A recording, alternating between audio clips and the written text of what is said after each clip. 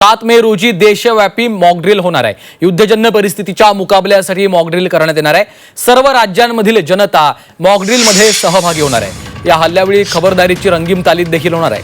भारत पाकिस्तानमध्ये कधीही युद्ध भडकण्याची शक्यता आहे। संभाव्य युद्धस्थितीचा सामना करण्यासाठी भारतीय नागरिकांना सज्ज राहण्याचं काम आता सुरू केलं आहे। या युद्धसज्जतेचा एक भाग म्हणून बुधवारी देशव्यापी मॉकड्रिल घेण्यात येणार आहे। संभाव्य हवाई हल्ल्याचा मुकाबला करण्यासाठी मॉकड्रिल अत्यंत महत्त्वाचं मानलं जातं। भारत पाकिस्तानला धडा शिकवण्याच्या तयारीत आहे। पाकिस्तानचा बिमोड करण्याआधी भारत आता सज्ज झाला आहे। पाकिस्तानवर हल्ला केल्यानंतर पाकिस्तानही भारतावर हल्ला करण्याचा प्रयत्न करणार। अशा युद्धाच्या प्रसंगी नागरिकांनी काय खबरदारी घ्यावी, काय उपाययोजना कराव्यात यासाठी बुधवारी देशभरात रंगीत तालीम होणार आहे। नुकताच युक्रेनवर हल्ला झाला त्यावेळी देखील तिथल्या मेट्रो स्टेशनचा वापर बंकर म्हणून करण्यात आला होता। भारतातील भूमिगत रेल्वे स्टेशनचा वापरही बंकर म्हणून होण्याची शक्यता आहे। शिवाय नागरिकांमध्ये युद्धजन्य परिस्थितीचा सामना करण्याची मानसिकता तयार होण्याचा देखील यामागचा मुख्य उद्देश आहे।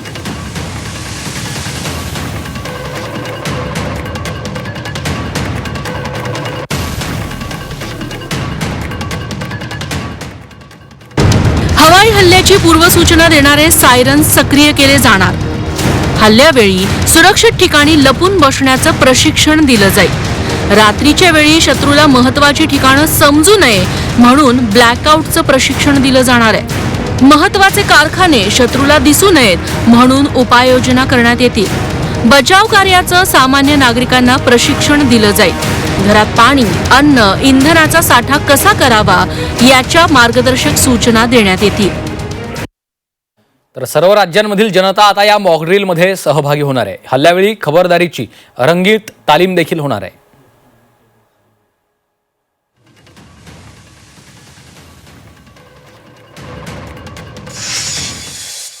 गृह मंत्रालयाने मॉकड्रिलचे आदेश दिलेले आहेत, ज्याचा उद्देश आहे की ब्लॅकआउट करणं।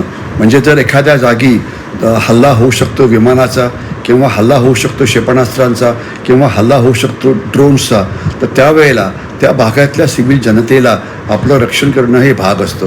कारण जे एअर डिफेन्स असतो ते फक्त मिलिटरी टार्गेट्सच्या जवळपास असतं, परंतु जो सिव्हिलियन एरिया असते तिथे अशा प्रकारचा डिफेन्स कुठलाही नसतो।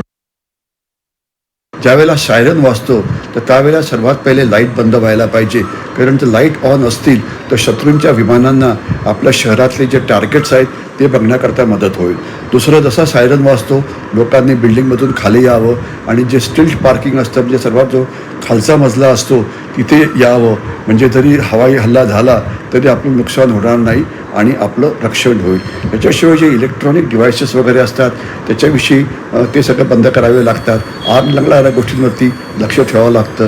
जर कोणी जखमी झालं तर त्यांना कसं हलवायचं याची प्रॅक्टिस केली जाते। बाहेर पडण्याकरता कुठले मार्ग आहे ते बघितले जातात। जखमी लोकांना हॉस्पिटलमध्ये कसं पोचवायचं ते बघवलं जातं। तर हे सगळ्यांची प्रॅक्टिस करणं गरजेचं आहे, कारण प्रॅक्टिस केलं की सगळ्यांना नेमकं काय करायचं याची माहिती होते आणि विनाकारण लोक घाबरून जाणार नाहीत आणि नेमकं रक्षणाचं काम करतील।